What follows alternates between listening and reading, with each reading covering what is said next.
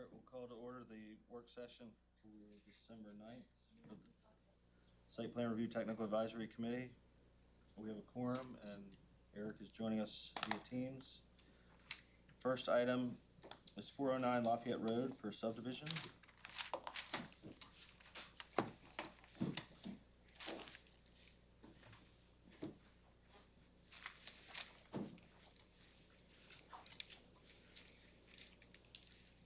Good afternoon. For the record, Eric Weinrub with Altus Engineering. I have Nikki Douglas on one side and her daughter Evie. Evie probably is very familiar to some of you, she's a college student, but at Portsmouth, Iowa, was involved in the sustainability committee, and she's here watching her. The police are here for you. Watching her mom as we prepare an application for work session and ultimately planning board. So the property is 409 Lafayette Road. It's tax map 230, lot 22, and it's owned by CABN. Actually, it's no. What? That just changed. You just changed. Yeah, that's owned by. My application's wrong, plans are wrong. That's okay. Okay, you own it now? Yes, Owner and applicant. yes. Nikki and Bill Douglas. The parcel is 30,398 square feet with 100 feet of frontage on Lafayette Road. There's access through a right-of-way to the south, 50-foot wide right-of-way that's paved, and it serves two properties. And there's no wetlands on the site. It's a long rectangular lot with about 6 to 7 feet of slope across the site from the church to the north to the south side of the property. What we're proposing is a 2-lot residential subdivision. In September, we were before the zoning board of adjustment for get a variance to get a back lot, to get a lot without frontage.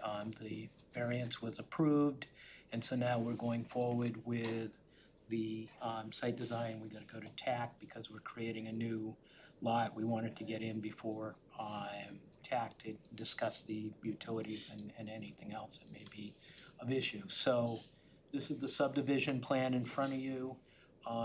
What we're proposing is a 25-foot wide, I believe it's 25, drainage, utility easement on the south side of the property with a access easement across the existing driveway. We've configured the lot as a little bit like a piece of Tetris to get the 15,000. That's exactly how we described it That's earlier. And we did that for a couple reasons. One is we wanted to make sure that both lots had 15,000 square feet, and that the front lot that we're not making any changes to met the zoning requirement.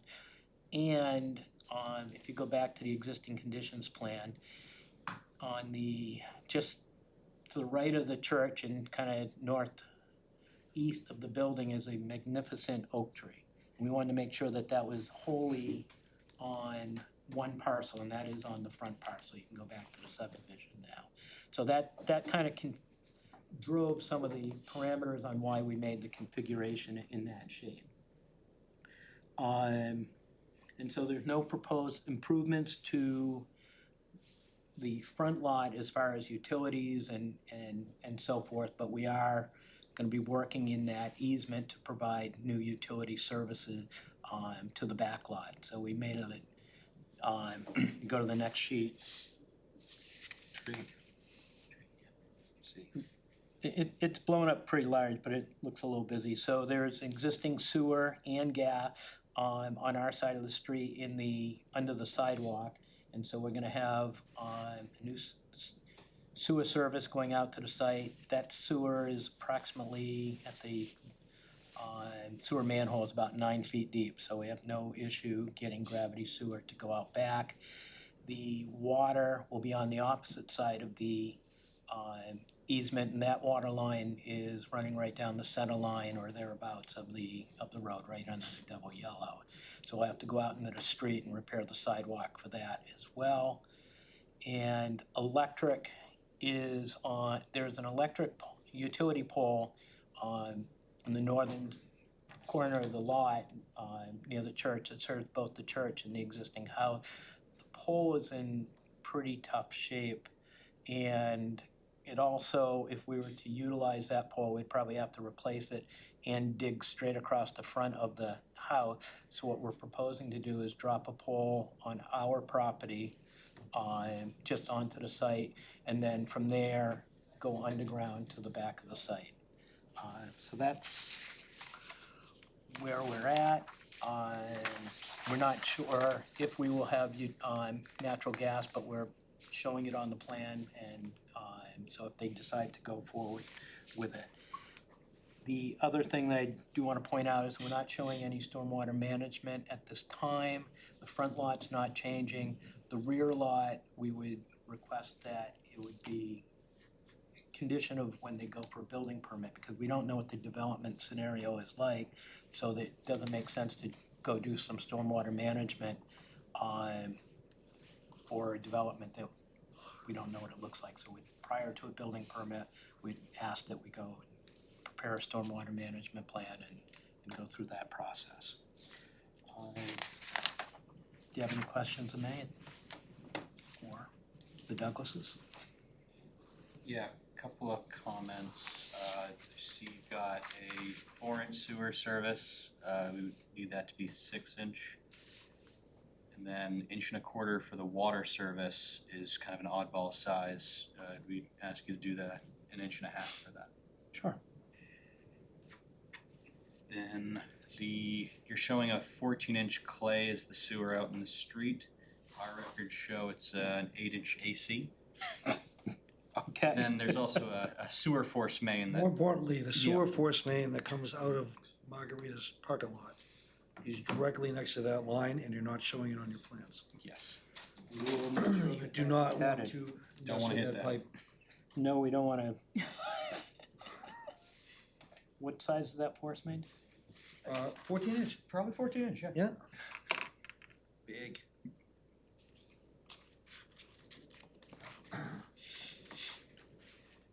So for the sewer service, we'd want the, cut out, put in a Y, PVC Y for that, and then it's AC, so all protective measures needed for that, so some notes there. And then, Power. yeah, the electric, we are not really in favor of having another pole put in. However, There is, you mentioned that the existing electric pole does service the church. There's a second pole on your existing conditions plan on the church's property, Yep. on the lot line practically. on the lot Right on the line. lot line, pretty much, yeah. Is So it, we'd like you to use that pole. So that's, Contact Eversource, and I think that they usually have, because there's primary that goes to that back pole, they usually have licensing to that pole. And we think you could probably use that pole. so the reason I wouldn't wanna use that pole is because of that tree that's out back. But it's overhead power to the Right, back, but we would probably wanna go underground from, but you can go underground from the back pole, that's which what is I'm gonna be saying. right next to So where the to house keep- is gonna be. And so that would go right through the root system of that, You can go, you're talking about, well, the 20, yeah? We can go overhead from that pole. yeah, so, We do not want another pole along the road, bottom line. okay. We'll have a conversation with Eversource. and that would move your water service out of the roots of another tree. You could push it a little bit farther away to where, you want to drop that pole. It is right underneath the canopy, or I guess in the root zone of another tree.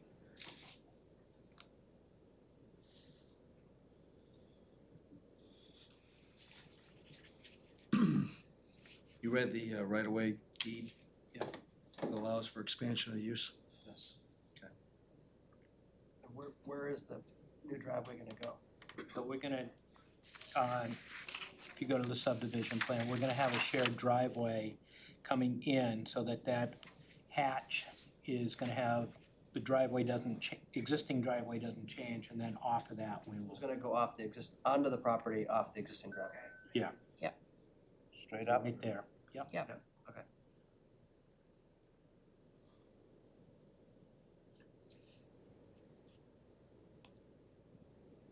There's no wetlands on the site, and there's none that we've saw within 100 feet of the site.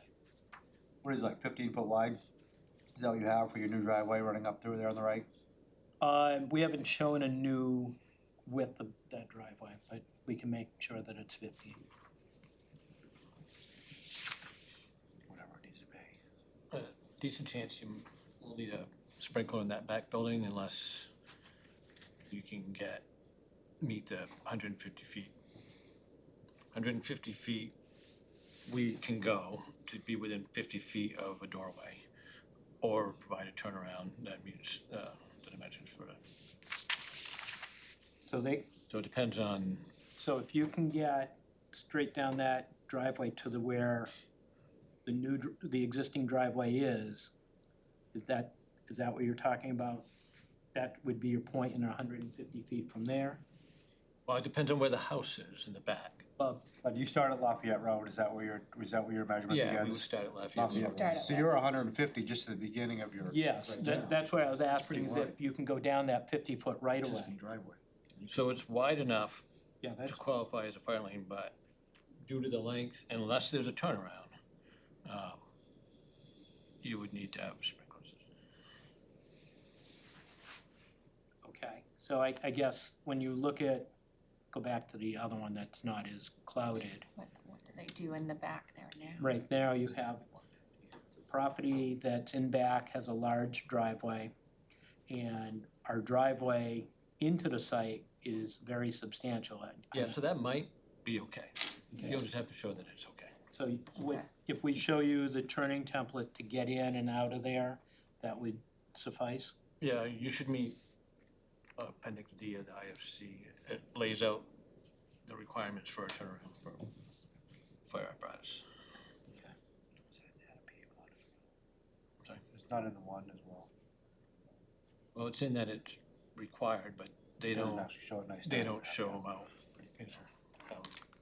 the actual dimensions required.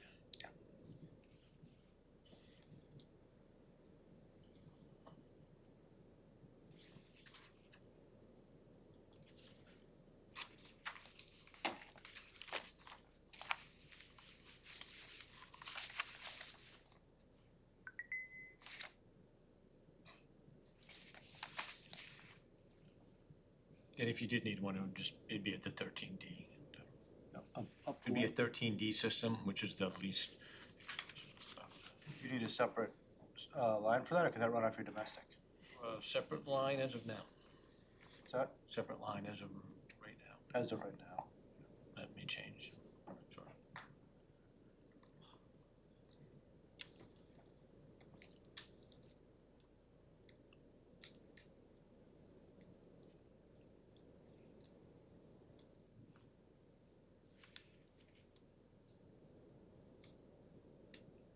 Okay.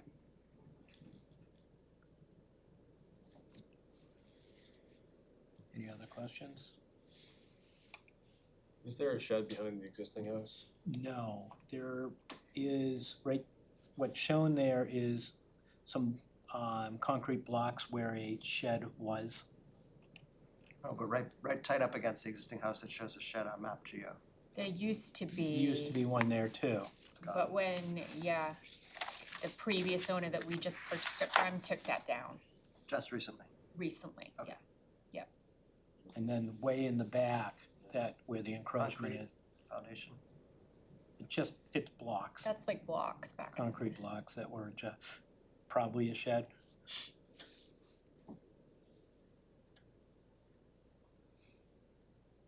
Oh, that's an encroachment from the abutting property owner? No, it would be, it encroaches onto the abutting property slightly. Oh, okay.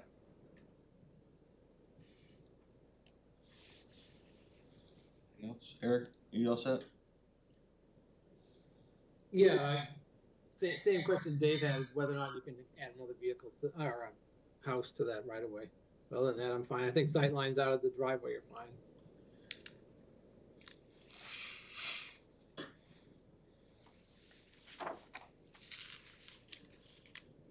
We'll have the attorney provide an opinion on that with the application. And are you gonna request any waivers, you think?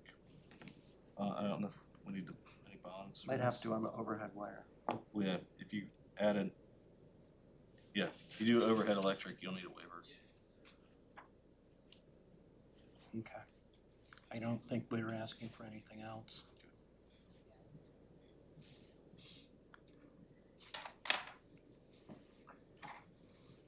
All right. Thank you.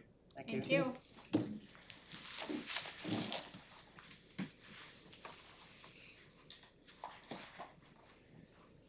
You can make a special visit to the Sustainability Committee meeting next week. Yeah, 18th, right? All right, next up, we have 94 Langdon Street for site plan review.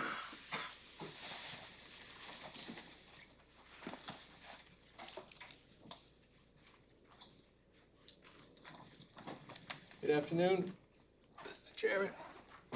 Advisory Committee members, John Chagnon from Haley Ward. With me today are some representatives from Chinburg, Shauna, how do I say that? Samus. Samus, and Alex. Monastero. Thank you for not requiring me to butcher your last name. So this is a piece which you, if you've been in the neighborhood, it's currently used as commercial facility, Reagan Electric. And there's frontage on Langdon Street. And there's the end of Cornwall, which isn't really a street, it's shown as a paper street-ish kind of thing, it's not really developed out, but that's at the left or west side. And it's comprised of two tax map parcels, so the parcels would be merged, and the existing conditions just shows the yellow tax map outline. We're still in the process of completing a full survey at the site. There's two buildings there that would be removed for this project and a large parking lot. And I think there are some west end, maybe there used to be buildings there, it kind of looks like that was slab. And then the next page is just the standard notes of demolition. So it shows the removing of the buildings and taking out a lot of the pavement, so bringing the site back to sort of ready for development. The proposal is to construct 3 single-family dwellings coming with access off of Langdon Street. There would be no access to Cornwall whatsoever. And the utilities, so this shows a layout. The 15-foot setback on the north side, which is because it abuts a railroad, and then 5 in the front and 10 on the sides, with the driveway servicing the buildings. And then we have a utility plan where we're starting to look at what the utilities are like, bringing all utility services out to Langdon Street with water, and it would be electric on the south side. There'd be some drainage on the, closer to the buildings on the south side, connecting to a new drain manhole in Langdon. And then we'd run the sewer out the back and connect to a manhole that is sort of off Langdon Street, near the railroad, in the railroad property.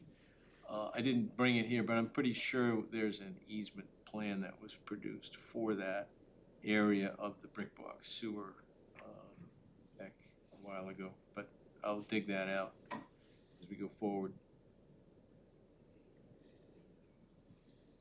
So we're here to get some feedback. And the project does not have the required frontage. It meets all the other density regulations for this type of multifamily on a single merged lot, but we would be looking for a variance because Langdon Street frontage is not conforming.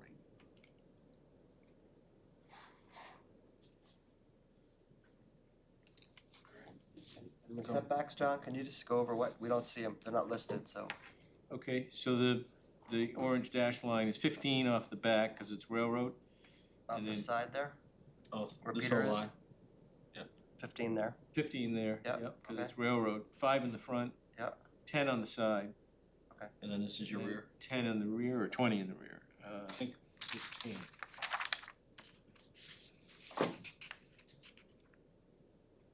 Fifteen in the rear, the same as the side. right. Same as the railroad setback. Yeah, this should all be. Yeah. Thank you.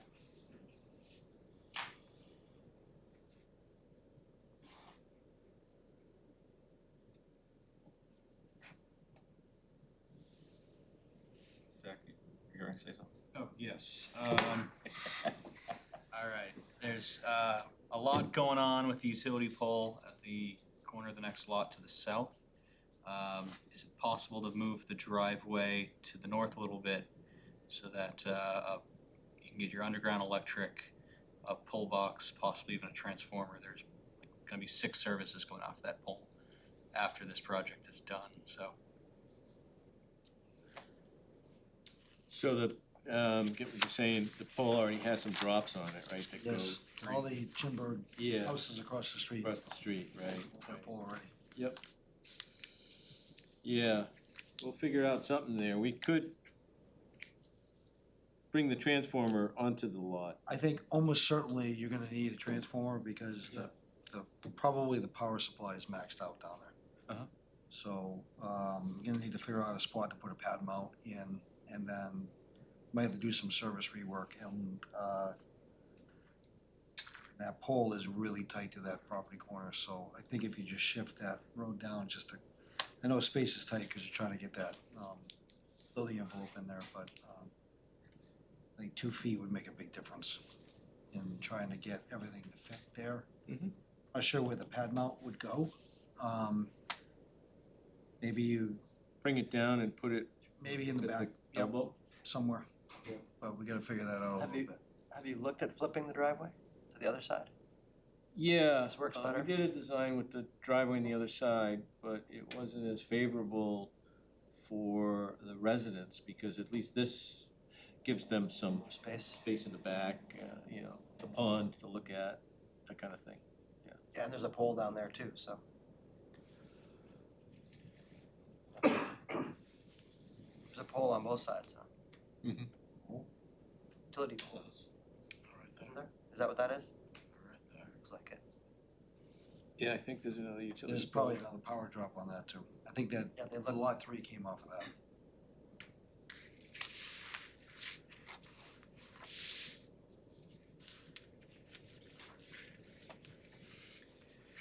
Anywho, we're generally fine with the design, it just needs to be tightened up a little bit. We need to kind of agree on how we're gonna power it. And then the water coming in, you've got, the domestic and fire coming off. We would need a flushing hydrant at the end there, because it'd be a main.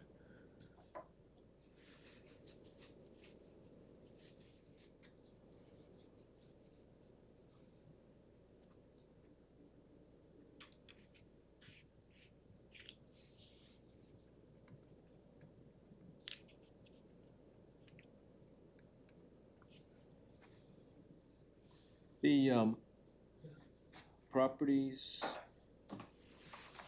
in the subdivision that was done, we're allowed to have foundation drains tied in. Is that something we could do here? Possibly, so, as you may recall, I should recall. there were conditions about, going too deep there because the groundwater is high. Mm. So the first house there, 81, has a full basement. 91 was supposed to have only a 6-foot basement and it got overdug. That led to problems. And then 101 has a 4-foot crawl space and that one's fine. Right. So we still to this day have problems with 91. Got it. So we need to make sure that we're understanding that these houses have crawl spaces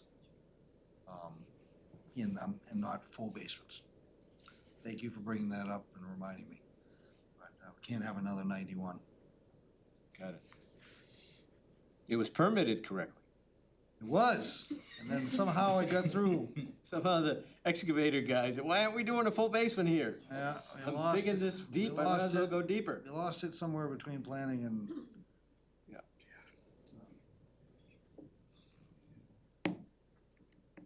But Shanti's here, so you'll hear it firsthand. He's gonna talk about building separation. it looks like you're all set there. Okay. Let's see, well then, so that's not in the 250-foot, that's beyond the 250-foot shoreline. No, there is gonna be some shoreline, I'm pretty sure. Yeah. Does it show on the city? It's outside of the 100-year flood, I see that. Yeah, it's not in the flood zone. We don't have that 250-foot overlay, do we? No, it's a state overlay, Right, but we don't have it on our now. We don't It'd be have nice it. to have that. just the 100. So we'll need a shoreline permit. I don't think that's true, John. I think you're outside of it. Yeah, when we met with the Peters, I think we early looked on. at that. measured it. Okay. All right, you got it. It might, you might touch it, but I don't even It's a think. little it- funny. If you click on the 100-foot, you'll see it looks like it's pretty close. All the way at the bottom. There's 100. Was that the 100? So what's 100 feet? No, that's the wetland, but scroll down to the bottom, Peter. Oh, Of your, the floodplain? you go to your themes and scroll down. There you go, FEMA 100 year. Where's it? That shows 100. That's the flood zone. That's the 100 I plus the, understand, but That's the times 10 two foot. is 250. I'm saying it looked like it was pretty close, but. Was it 250?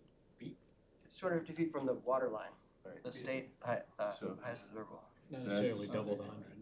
Yeah, That's So to it's the lot a line. little bit of it is. Oh, yeah. Two and a half times 100. So it's sort of Building portions in, then you gotta get the permit. Yeah, but that's, at that point, it's just coverage I would measure it, and, the different map. yeah, Yeah, thank you. it's just a question of coverage. It's a shoreline permit, doesn't need conservation approval. But you've got more than 10 feet between your But structures. it does need that state approval to get our approval, We definitely do. Yeah, if you need it. No issues there.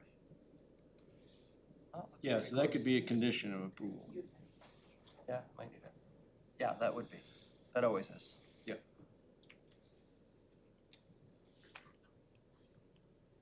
Okay. Are you paving the whole thing, or are you leaving some green space on Oh, we're paving the whole thing. No, there's plenty of green space. it? So That back And corner. I think yeah. we're not even Got- at 100% building coverage.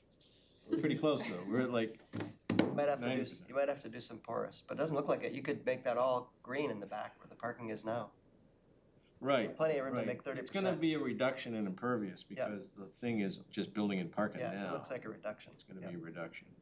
And we'll be pulling some pavement out of an encroachment, All this, yeah. yeah. Dave, what were you saying, that, there'd have a condition for no basement, it would be on frost wall with slabs, is that what you're saying? Crawl space. Putting crawl space. And that height, that elevation is gonna be determined by what? In other words, you don't know where the ground, I mean, you're gonna decide where the groundwater We're is? gonna and see you're plans before then, For the, for this. For This the is just a actual- work session. for where the groundwater is. We'll be connecting to street drainage under this proposal. Right, but you're talking about, making sure that your slab is at a certain elevation, specific elevation. Right. I mean, there are ways to combat that, more money, of course, if you wanted to have a watertight foundation. I was just asking if it was. Yeah, it had to do with, more with the drainage system flooding inside because it's tidal inside the drain pipes. Right. So you're better off with slab on grade or crawl space. You really don't want the ocean coming back at you. You're gonna lose. Every Yeah, time. just like the city pool, building. Yes. Yeah. They made a watertight, I know what happened. You don't need to bring it up. but, Yeah, we understand, crawl spaces are fine. Eric, do you have anything? Yeah, I was just wondering, was there any consideration or thought given to providing access off that Cornwall Paper Street? Would it provide any benefit to the site to have access there or both access points on Langdon and Yeah, we had a pre-meeting and I forbid it. Ah, And that area is kinda used like a parking lot and, Yeah. you know. We want no. Yeah. David didn't want any part of that. Nope. No. Even for emergency access? Correct.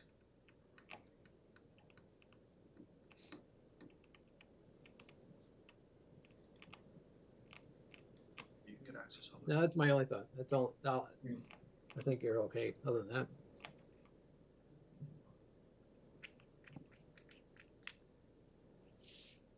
Anything else from anyone?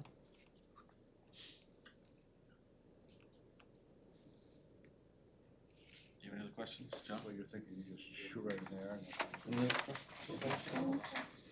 No, I think we're good. Oh, Thank yeah, you. yeah. Good time.